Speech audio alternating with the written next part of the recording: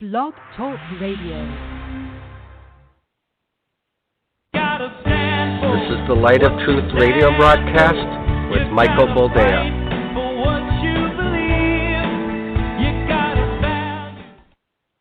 All right, welcome to the program and thank you for joining us. This is the Light of Truth radio broadcast. I am Michael Boldea, your host.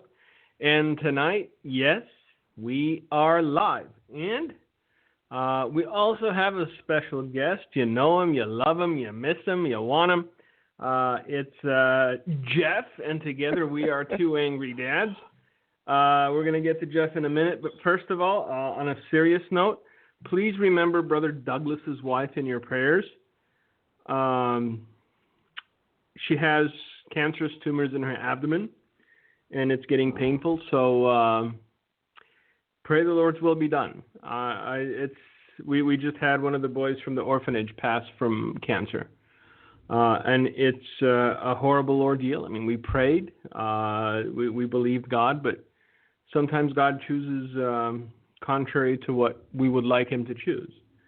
And our mindset needs to be, though he slay me, yet I will trust him. So even in these difficult moments, we have to cling to God. Even in these difficult moments, we have to make certain that our faith is unwavering.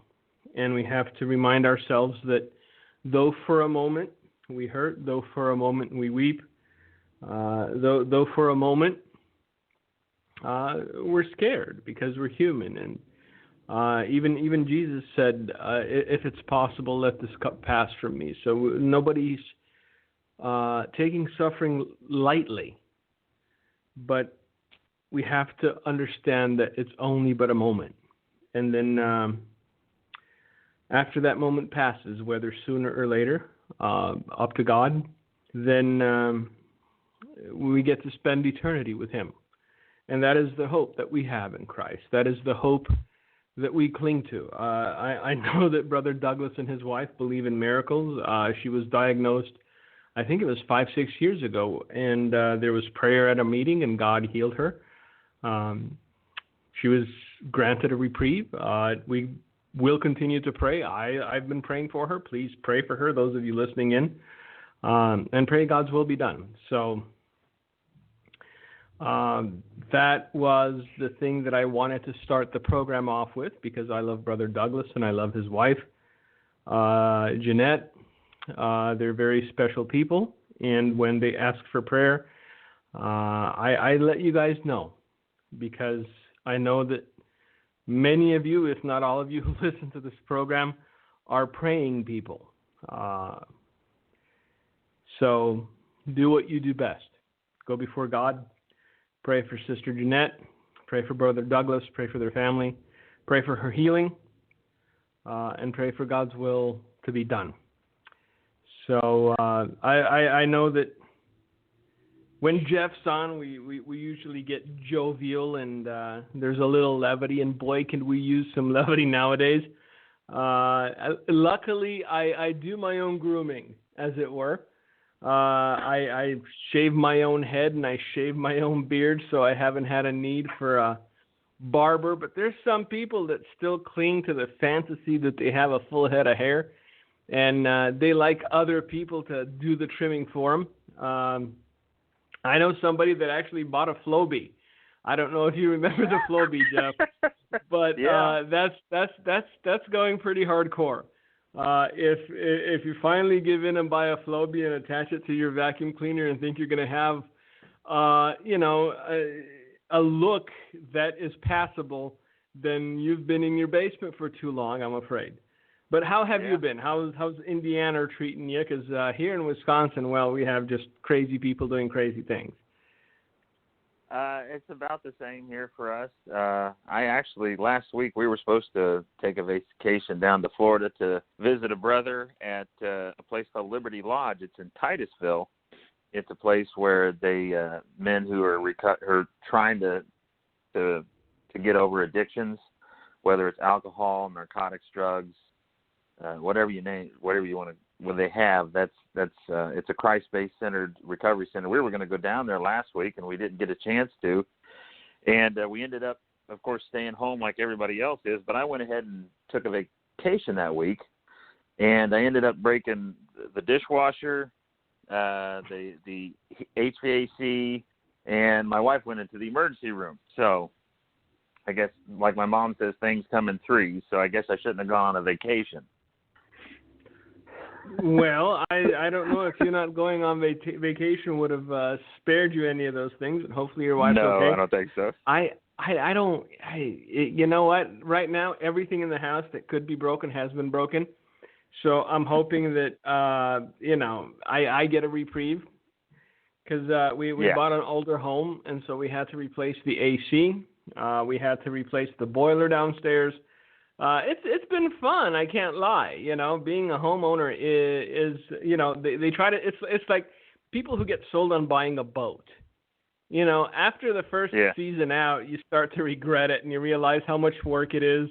You have to winterize it, and you have to bring it out of the water. And you're like, oh, why did I do this?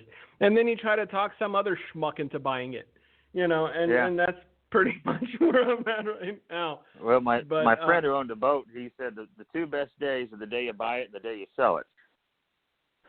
and I think that most boat owners or former boat owners would concur, because I've known a couple, and they were very happy when they got somebody else to buy it. But if there's been a silver lining throughout all this, is that as a dad, there really hasn't been much I've been angry about. Apparently, kids stop transitioning or wanting to transition if there's a pandemic. If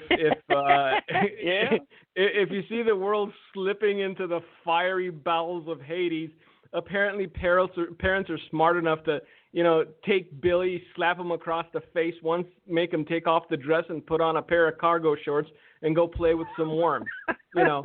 So if there's been one silver lining through this whole thing, is that I haven't had to hear about brave parents transitioning their 4 and 5 year olds. It's an odd thing, isn't it?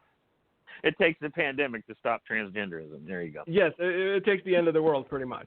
But I think if we think these people have stopped, we're fooling ourselves, because as soon as things get back to any semblance of normalcy, as soon as things get back to what we would consider normal, and I will not say the words the new normal. I would rather have somebody put a hot poker on my tongue than utter the words, this is the new normal, because it's not. This is the new stupid, if anything. It's all the weed smokers and people having unprotected sex with, people they met an hour ago that are the ones wearing the masks. I see Vietnam vets, the grizzly folks, walking around with no protection, no masks, no gloves. We nod at each other because we're men and we're normal and we're not queer, and we go on about doing our shopping.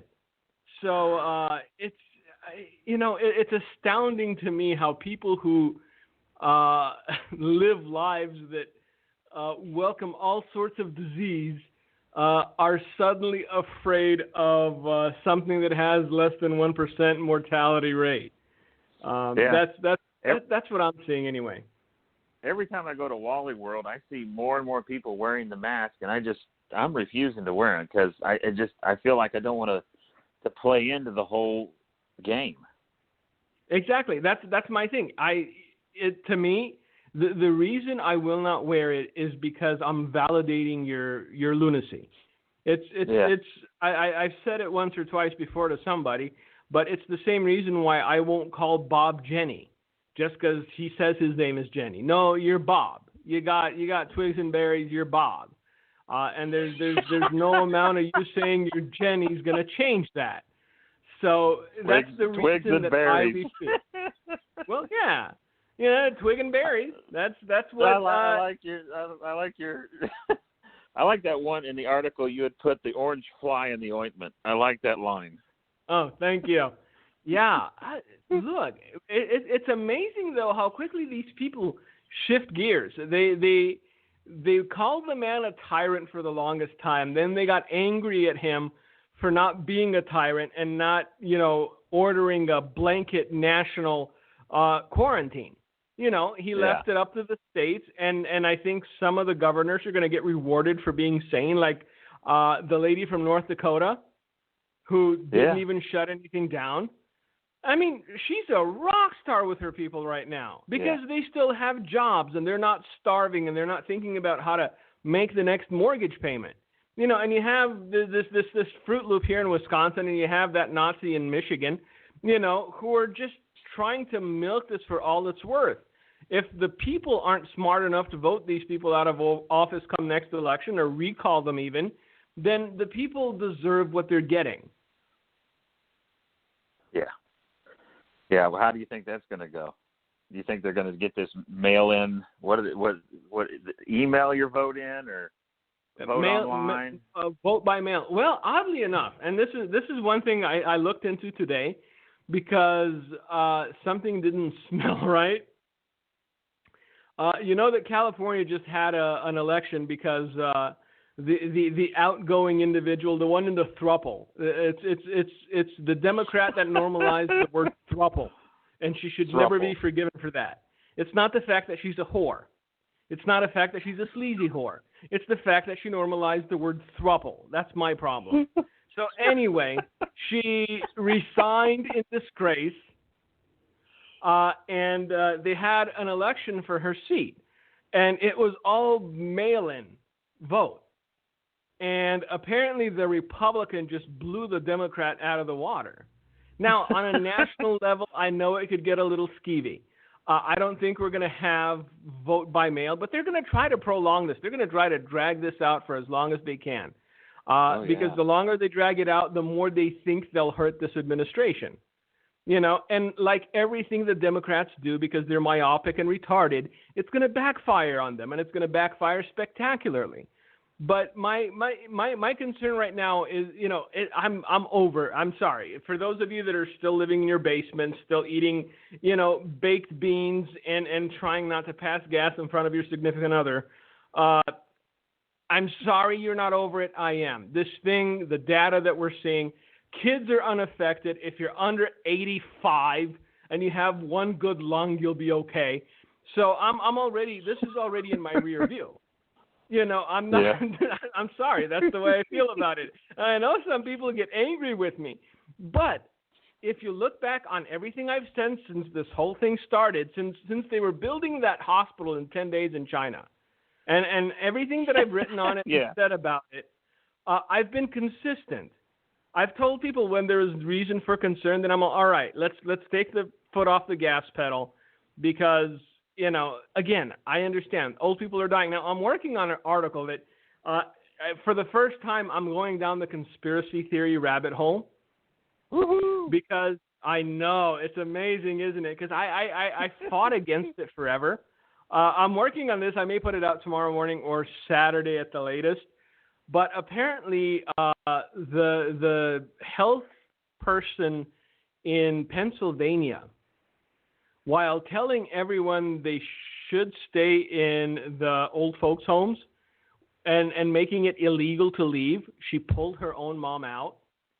So my conspiracy, honestly, that's what happened. Wow. She pulled her mom out, put her in a hotel while telling everybody there's nothing to worry about. Stay where you are. And I'm thinking, because Cuomo did the same thing. He made it against the law to leave. And he also brought COVID patients into old folks' homes. So either these people are retarded enough that they need to be measured for drool cups and adult diapers, or they saw a chance to kill off a bunch of people that were sponges on the system. And before anyone thinks, oh my, nobody would do that, these are the people that signed post-birth abortion bills with all the ghouls clapping in the background. If you don't have a problem with someone taking a hammer to the backside of a newborn baby, you sure as whatever don't have a problem with an old person dying from water filling their lungs. I'm sorry. There's no way. So that's my conspiracy theory right now, is that they killed all the old people in New York and Pennsylvania on purpose. Or at least they allowed the angel of death known as COVID-19 to just run roughshod through all the old folks' homes. because there's a bunch of them going to be empty, and none of them are going to be asking for government handouts. You know, those things are expensive. And New York was already in the hole financially, so I'm still working through all the data that I have about it. But if some intrepid, sleuth could get their hands on some text messages or some emails where, it's even hinted at, then it's no longer conspiracy theory, is it? It's just fact. So that's where I'm at tonight. I'm sure the Lord could reveal that. He would, but I like facts too, because he could have somebody talk to somebody, and all of a sudden it just slips out, and there's all the evidence. Yeah, because the criminal justice system doesn't take kindly to the Lord told me. So honestly, if it turns out true, if this woman saw the data, and she knew that she was sentencing people to die, and she pulled her own mom out. Because if she hadn't, then all right, you're just stupid. You didn't see it coming. You're mentally incapacitated. But the fact that she pulled her mom out of an old folks' home tells me that she had enough awareness to realize what this would do to the senior citizen community. Or she had insider information. And she still went on TV, sunshine and all. I mean, she's not sunshiny because she's a wretched-looking human being. I mean, she and Golem must be blood relatives. But, man, she was laying it on thick. There's nothing to worry about. We're testing everybody. You're going to get a temperature check. Go back and eat your Jell-O. Everything's going to be all right. And you've got that's where most of the people are dying. It's in the senior living facilities. It's people that are already pushing, a century. I'm sad for them. I'm sorry for them. I think what Cuomo did is unforgivable, where you send in, COVID patients into old folks' homes. That's a little questionable. Yeah. But it's not what they were saying. They were throwing numbers of 2.5 million around if we did everything right. And right now, the Wisconsin Supreme Court just overturned the stay-at-home order given by the governor. They said it was unlawful, and as I was driving into the studio, it's a sad thing, but it still made me smile. Every single bar, I saw an article. Their parking lots are completely packed. There's people outside, inside. There's revelry abounding. And I'm like, now, you stayed inside for 2 months like a moron. Now you're going to drive drunk and kill yourself and somebody else. It's just, Welcome to America. Look, I'm not a Darwinist, man, but natural selection has to have its say somewhere.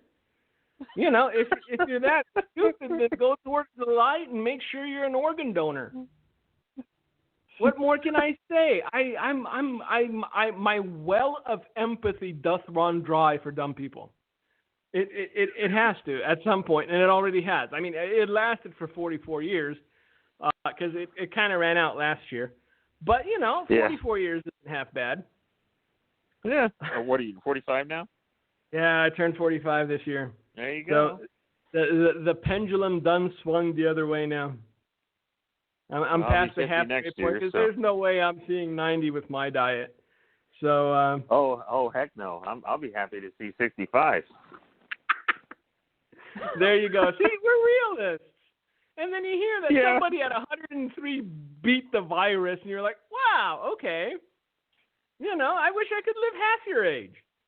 So now the one thing that I right now, and I know you're the same way, everything I see, I look through the prism of what sort of country and what sort of future am I leaving for my kids. And the one thing that last week began to sort of take shape, and in the last couple of days it's really blown up, is the fact that they basically just railroaded Mike Flynn, who was 3-star general, served his country for 30 years, and they did it maliciously. They did it willfully. They did it systematically. They destroyed a man's life. And these are people that were in government. These are some elected officials, some bureaucrats. And I came out of a banana republic. That's what Romania was. It was, the old saying, show me the man and I'll show you the crime. This is exactly what happened here. And my concern is that enough people aren't angry enough. Enough people aren't seeing this for what it is and really calling for justice. I realize that we're distracted with coronavirus and all this other stuff, but we can't push this to the back burner, man, because it was ugly, and I think a lot more is going to come out in the next few days where we're going to sit there and scratch our heads and go, these people thought that even if they lost, they'd find a way to win. These people thought that all they had to do was destroy a few lives, and they'd be back in the seat of power. I don't know if you've kept up with it, but if you have, if you got any thoughts on it. Well, I had heard way back when, even before Trump was going to be in office, that he was going to choose Michael Flynn to be in his cabinet because he had, so to speak, the dirt on the swamp. And Flynn was to go in and actually help clean all that out. And of course, the Democrats knew this, and they knew that they had to get rid of him, because if they didn't get rid of him, it meant at that time it meant their demise. And so they did everything they could to get him out.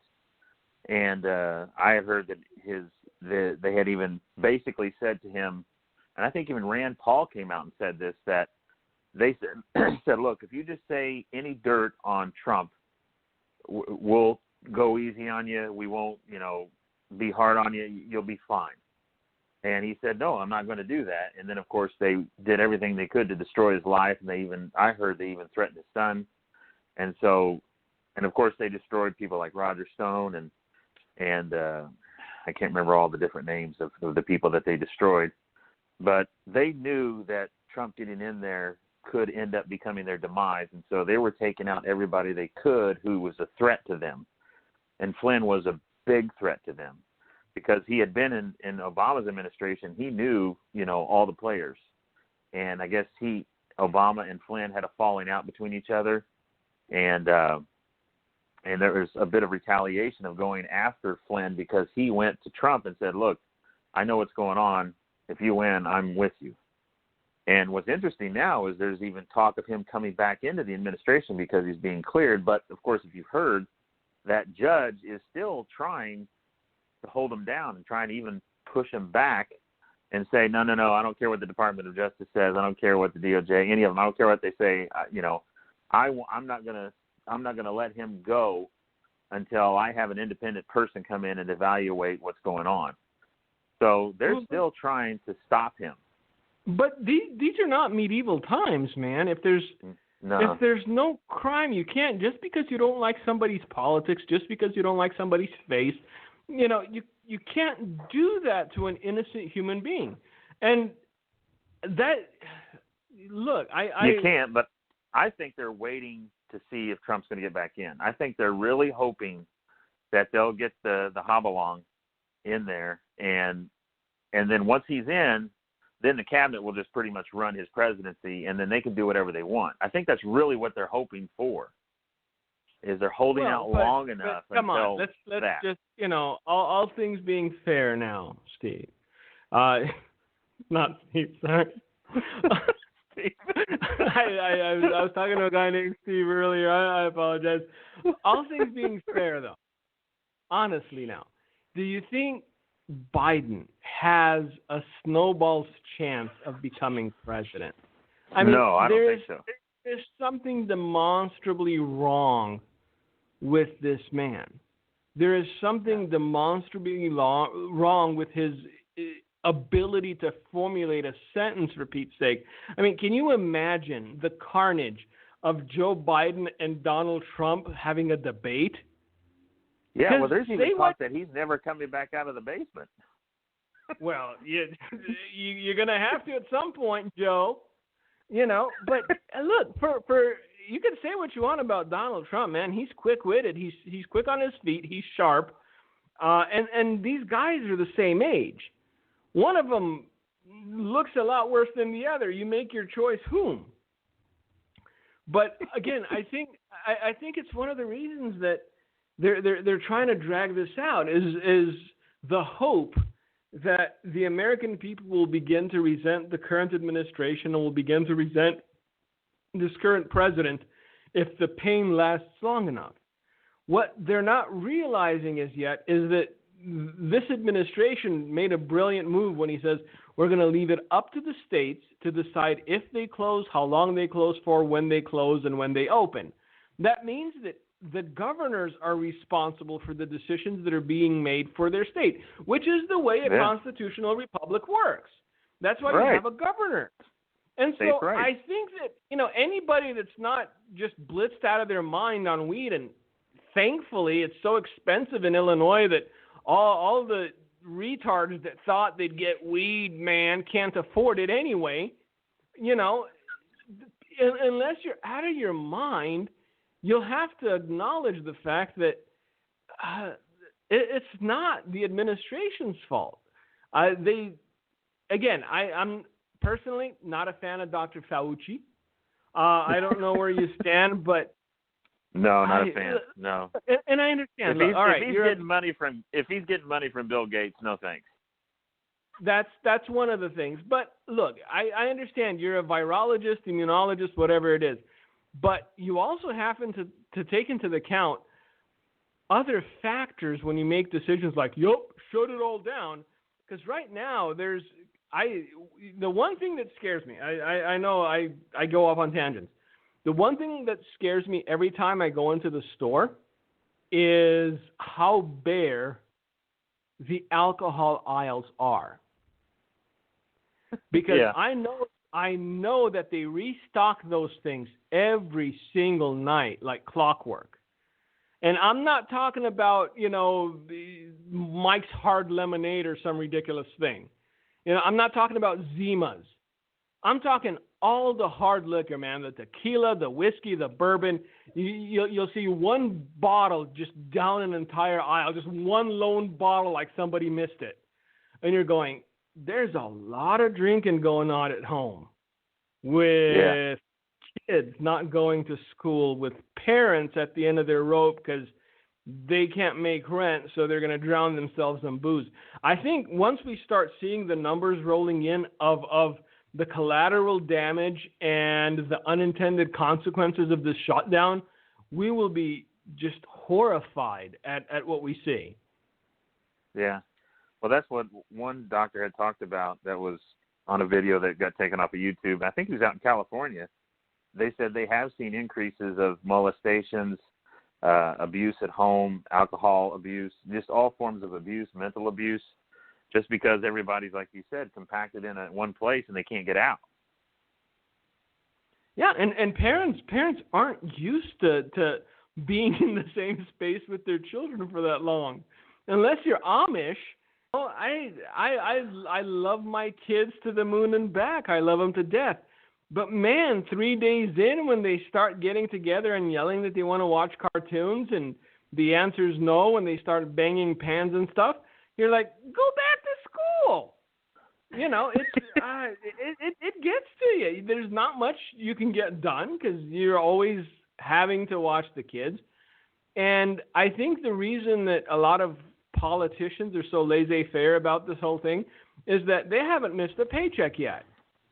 No, they're still getting paid. Their family's still getting fed. Their bills aren't past due. And I know a lot of people, even in my small dinky town in Wisconsin, that are literally out of work. The place where they work shut down 2.5 months ago, and they haven't had any money coming in. And that's a scary proposition because I know how people are nowadays. There are very few people that have, a 3-month, 6-month contingency, that have some money saved up. Because we've conditioned ourselves to be a consumer society. So if we had an extra $300, we went and bought a bigger TV. And right now, there's people that have already burnt through their stimulus check or whatever you want to call it, and there's no more coming. Well, unless Nancy gets her way, and if she does, then the economy is going to collapse anyway. So we need to have some video courses on hunting squirrel. I think that's my next play, to develop video courses on hunting animals you see around your house. Squirrels, chipmunks, how to skin them, how to eat them.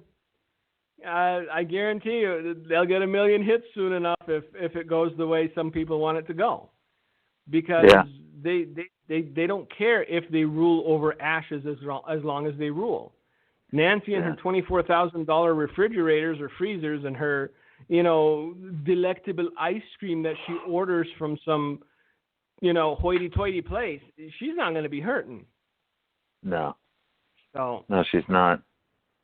So how do you see this playing out? I know you mentioned you kind of feel like, we're going to get back, don't want to use the word new normal, but we're going to get back to some normal. How do you see it playing out in the long run? In the long run, I think the economy has taken a major punch to the gut. The one good thing is that it was self-induced. The numbers didn't bear out the pain. So if they open back up again and if things get back up and running, I think economically by the third quarter we should be rebounded to a solid maybe halfway. But my thing is this: these people have seen how easy it is to strip the individual of their constitutional rights. They've seen how easy it is to basically transform a nation into a totalitarian regime overnight. Because it could have been worse. Trump could have been that tyrant dictator they all feared he was and just declare a blanket national quarantine. They did that in Romania. I mean, the entire country of Romania, man, was shut down. If you got caught on the street and you didn't have a permission slip, you were fined, what was it, like $500? Anyway, it's a ridiculous number that people couldn't pay. And they handed out, I don't know, like 3 million euro in fines in the first 2 weeks. So, it could have been worse from that standpoint. But I do believe... Go ahead. Oh, I'm sorry. I was going to tell you, I actually got a permission slip through my employer. I got it in my wallet. Really? Yeah. I think the anticipation was that it was going to get worse. Huh. Yeah, I didn't even bother. I would rather, go down with the ship when it comes to that kind of nonsense. Because as long as this is still a free country and there's freedom of movement, look, right now the churches in Chicago, the Romanian churches at least, they've got a battle on their hands because they're starting to meet. And the pastor spearheading this revolt, I guess, had an appointment with the mayor, and she sort of canceled because she said, I'm going to educate these churches on what they're supposed to do. And this guy wrote a very thoughtful 4-page letter. I lived through this kind of thing. I'm not going to live through it again. I came to America because it was a land of freedom, because there's freedom of assembly, because there's freedom of religion. You're not going to educate me away from that. And once he wrote that letter, she canceled the meeting. So I think next Sunday, either she's going to pull back and just let them meet, or a bunch of Romanians are going to get arrested in Chicago. And I think it's going to make national news, because the people that have lived through tyranny understand that once you set a precedent, once you spill the milk, you can't get it all back in the glass. And when you hear certain states going, we're probably going to be locked down till 2021, nobody's asking, what do you think is going to happen, in a couple of weeks when your streets are full of people protesting, when everybody that can will leave your state and will stop paying the taxes. But that's my biggest concern right now, is the fact that they realize how easily manipulated people are if the media is on their side. Because this has been blown out of proportion by the media. They've propagandized this to no end. Every time one person dies somewhere, boom, he was a family man. There's family men that die every single day of various things. You don't see an op-ed on every single one of them. No. You know, and there's a lot of things going on with the death count that are as yet very fishy, that are I'm questioning it, because if you have a promissory note from the government that if a death is assigned as a COVID death, you get an extra $13,000, and right now your hospital's bleeding money because they're losing billions of dollars, because they're even nurses and doctors, you know, the heroes are getting furloughed because nobody's doing anything else and the hospitals are empty. If you can get an extra $13,000 per, you know, COVID death, what's the harm in putting COVID as cause of death? You know, there's a lot of fishy things going on where I'm not believing that the numbers are where they say they are. If the numbers were, I think we'd see a run on funeral homes, and we're not seeing it. We're not. If the hat fits, I guess I gotta wear it. But I'm getting a bit conspiratorial, and I don't like where my conspiracy theories are leading me. I've kind of trafficked into conspiracy theory for quite some time, and so I've been watching this and wondering, you know, okay, the COVID virus, it's a real virus. It does cause death, but it doesn't cause the death that they say it will. But knowing how these people are, they'll use a crisis for any opportunity, and if they can push it like they're doing, they're going to push it. And obviously, they don't want Trump in power. They want him out. And I kind of see that they're using this as an opportunity to try to push him out of power, like you said, to where his approval numbers go down, and then eventually people just won't vote for him, and they can get somebody in there that will then give him back the power. But I think they're starting to see that's not going to work with this. It didn't work with impeachment. It didn't work with the Russian hoax. It didn't work with anything.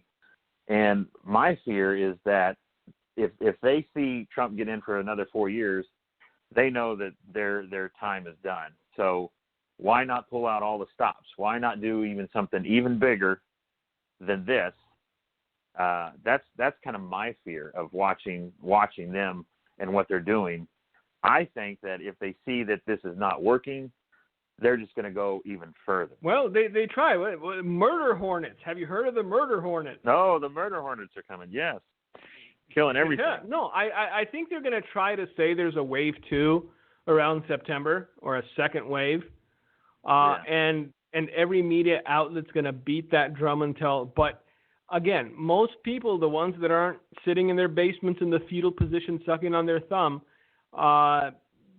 they're not going to be as obedient the second time around, especially if it's the same thing. Now, if the Chinese release some other thing where people's eyes start exploding in their heads, then yeah, sure. I see another lockdown, but this was a one-shot deal, man. You had one silver bullet to kill the werewolf, because the economy can't sustain this every 6 months.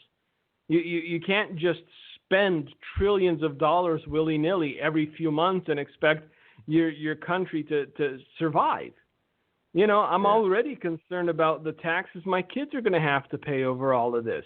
And to see people, you know, celebrating that they got an extra few $100 and they're going to be on unemployment until they kick me off.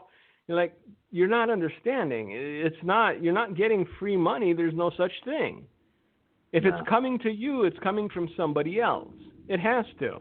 Because the government doesn't produce, it doesn't earn money. It just takes money from one individual and gives it to another. Or they print it. And so we're either going to have inflation and a devaluation of the dollar, which would be a scary thing. Because I remember when people used to go, try to buy bread with Deutschmarks when they converted over to the euro, and it's just worthless. I remember when they had to slice off 3 zeros from the Romanian leu, because one loaf of bread was like 37 million lei, and they decided, this is kind of dumb. We'll just shave off a few zeros. Now it's 37 lei. So there you go. Yeah, I know, it's easy. It's magic marker time. That's all we have to do. How much do we owe China? $30 trillion? All right, let's shave off 12 zeros. Oh, we don't know you're nothing now. But it doesn't work that way because, we're little fish in a big pond looking at what these people are doing, and half the time you wonder if they're crazy. But then you realize, go ahead. I was going to say, they are crazy. They're all crazy. Well, but they have an agenda. Crazy is unpredictable, and this is where I see the hope. Crazy is unpredictable. You don't know what a crazy person's going to do. They're either going to try to stab you or eat their own feces. 50-50 shot. But if they have an agenda, you know the steps they need to take in order to reach their objective. So the thing you have to do is basically build a wall. You build a wall so high that they can't get to the next step that they need in order to fulfill their agenda. And I think this is why they were just out of their minds with anger and rage, is because Trump was that wall back in 2016. If Hillary would have gotten in, we'd already be a socialist country. Let's face facts. We'd already have, single-payer health care. Education would be free. You'd be paying 70% taxes because, paying your fair share is the American thing. And this was an obstacle, in the advancement of their agenda. We know what their agenda is, and we have to do everything we can to try to stop it every step of the way. Because I need to be able to face my kids. I need to be able to look them in the eye. And if I just sit there and go, oh, we're waiting for the aliens or whatever, weren't we supposed to get hit by a comet like 3 days ago or something? Yeah, that was that was the big thing, wasn't it? The reason everybody's on lockdown is because we're going to get hit by a comet, and every leader in the world has decided it's better for you to spend the last few days with your family. There you go. Yeah, that was. And that's again, a lot of miserable people. I know. They're waiting for the comet. They're sitting on their roofs going, where is it? Where is it? And it's not coming. I was talking about spending with your family. Well, yeah, because after 2 months with your family, you're hoping that a comet strikes. I kid, of course. I love my kids. But it's nice to have quiet time, too. Yeah. But, again, and that's another reason why I've resisted the whole conspiracy theory thing. It's not that I'm bad at it. I can spin a yarn, kid.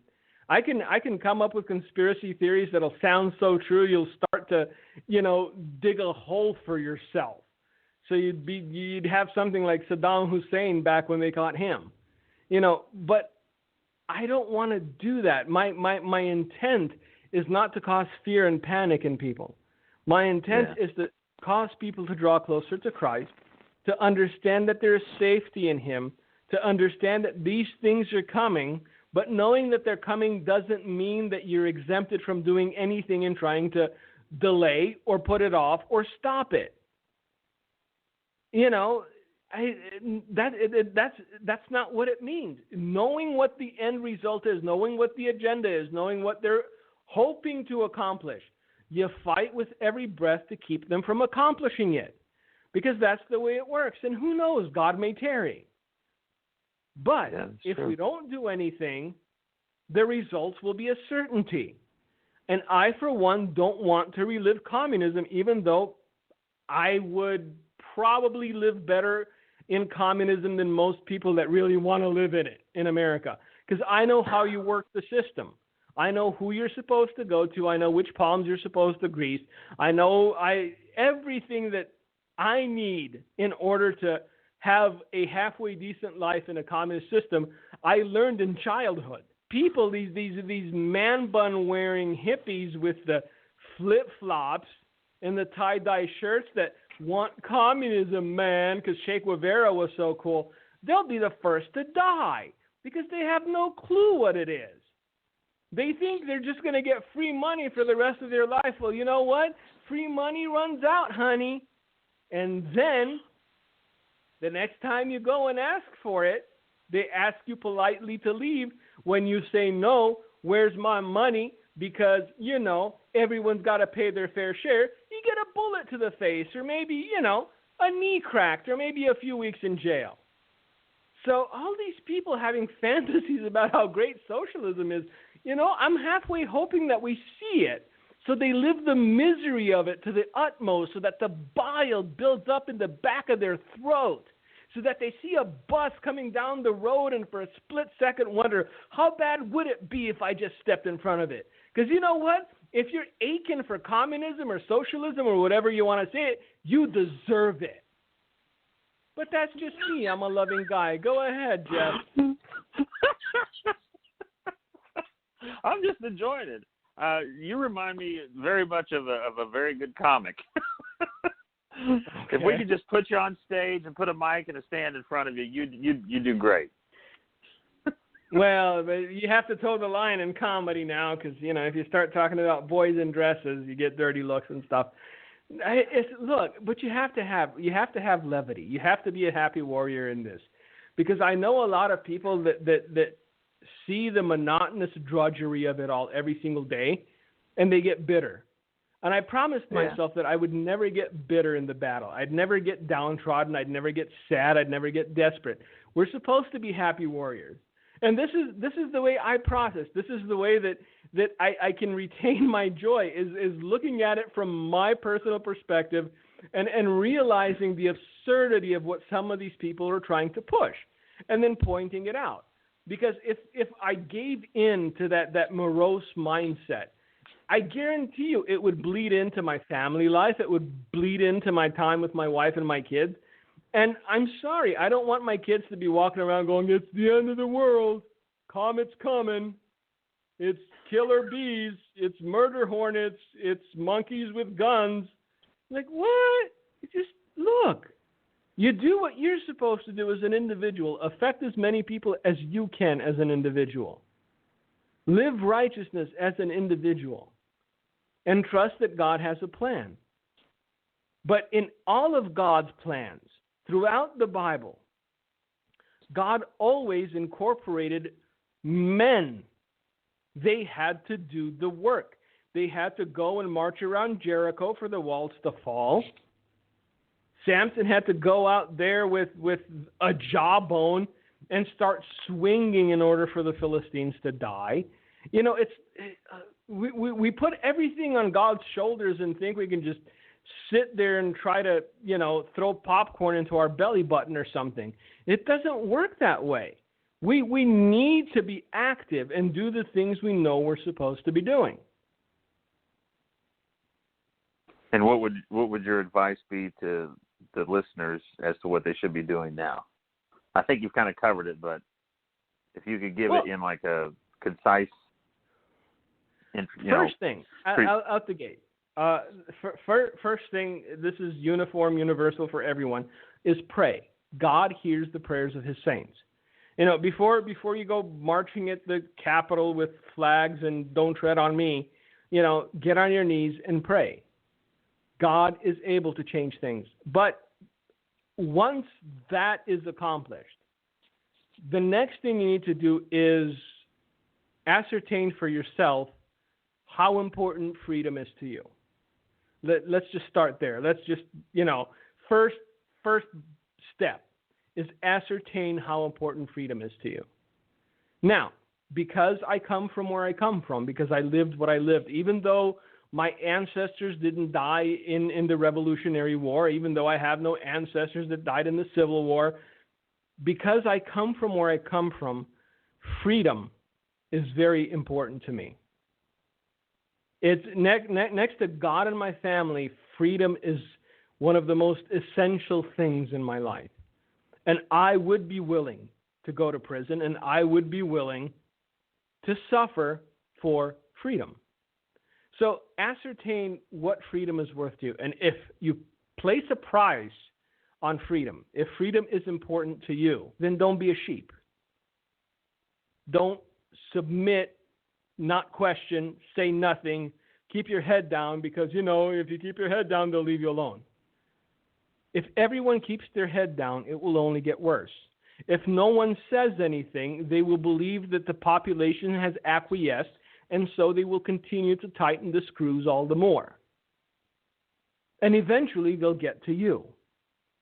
Look, the fact that much of the American church is absolutely silent when it's being told you can't congregate, you can't come together, you can't even sit in your car in Kentucky and have like a parking lot church service.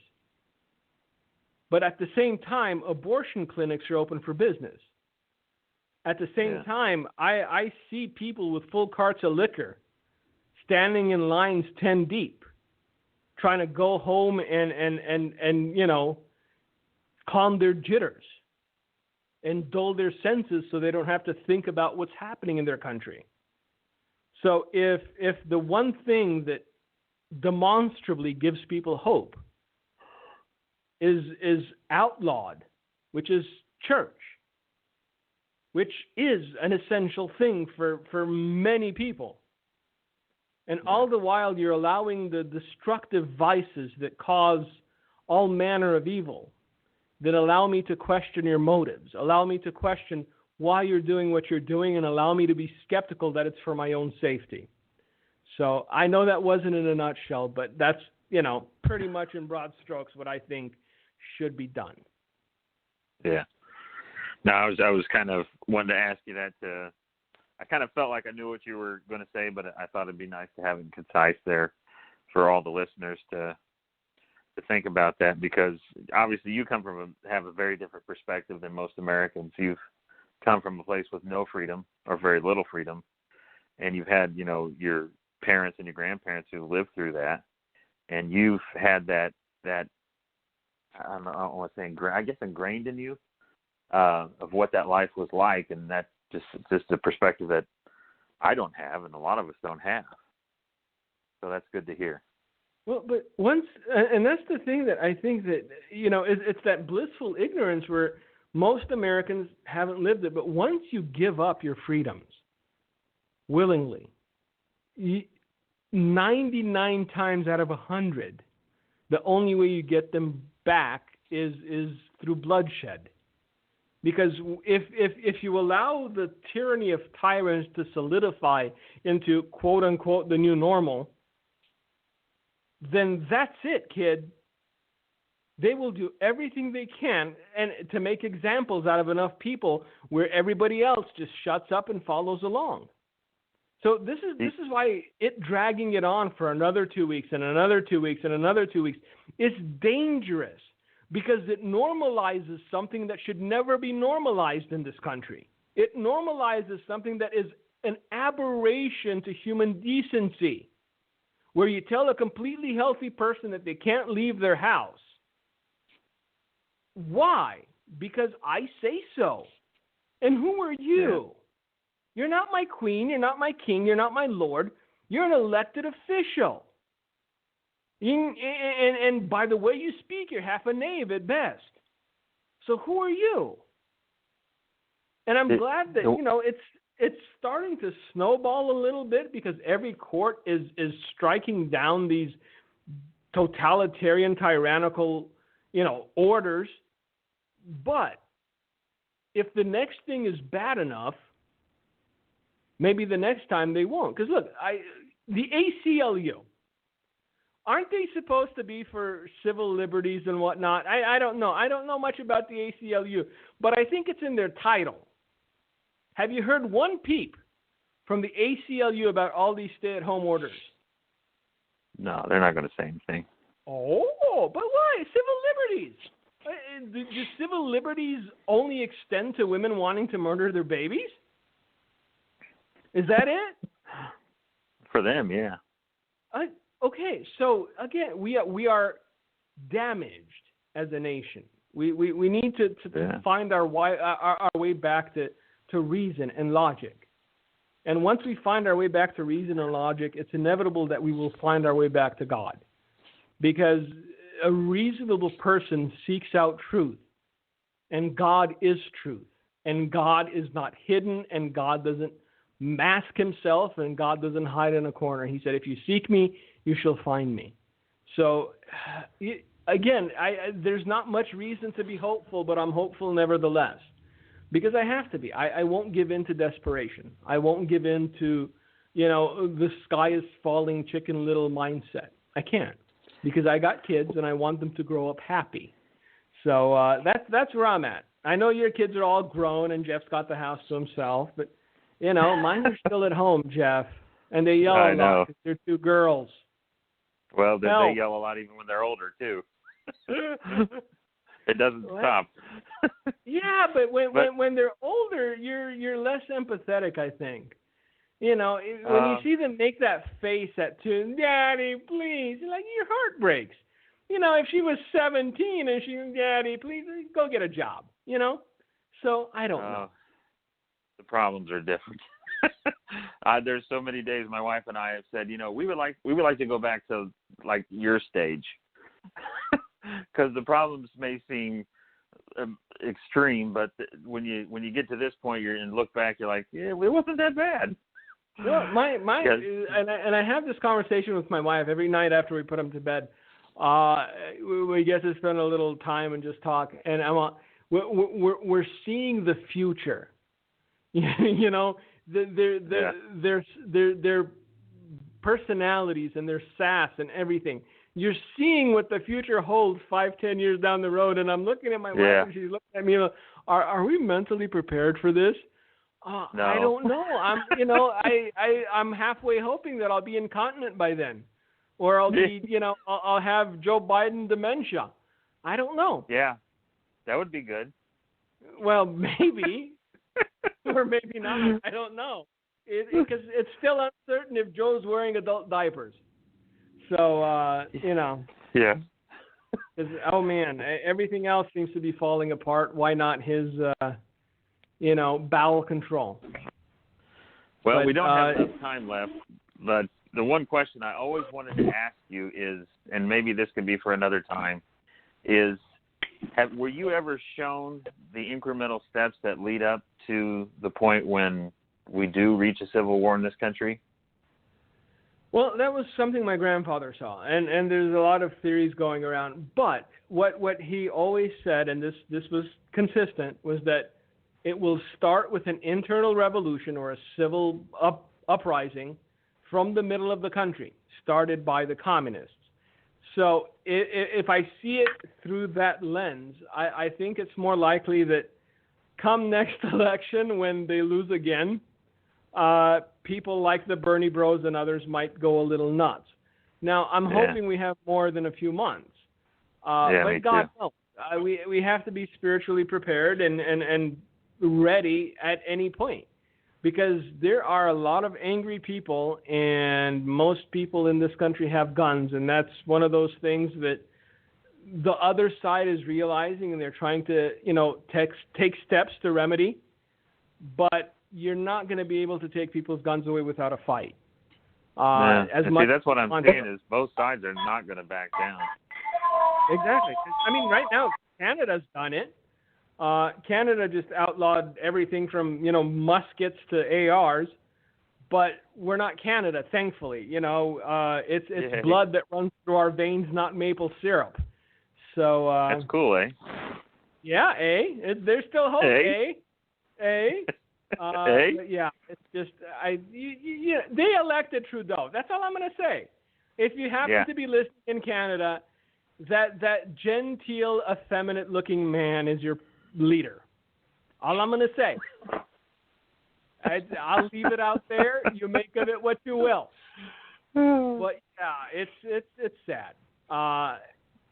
Again, looking at the global pulse, I think because of what just happened, more people are open to the idea of being a nationalist or having borders, things like that, Because the reason the Italians took it in the face so hard was because they had hundreds of thousands of Chinese people working in their garment industry. And all those people went home for the Chinese New Year and came back with a little extra something for the Italian elderly. So I think a lot of things are going to get reevaluated in the next few months. Anyway, we're out of time, Jeff. Thank you. Thank you. Come back again. I think we should do it more often than, a few months. And I'm sure we'll have something to talk about. But our time is up. I didn't even have time to let Gino talk, but I'm sure he's petting his dog or writing a tune or something. So everyone, thank you for joining us. We have been live. There has been some levity. I hope you've enjoyed. If you've taken offense at anything I said, I sell fainting couches, $69.99 free shipping. So God bless you. God keep you. Keep us in your prayers. And please remember to pray for Brother Douglas's wife. Have a good night. Good night. Thank you for listening to today's broadcast, The Light of Truth with Michael Boldea. If you would like to order a copy of today's broadcast, please visit our website at handofhelp.com. If you have questions about our ministry, you can email us at handofhelpoffice@aol.com or simply call us at 920-206-9910. God bless you.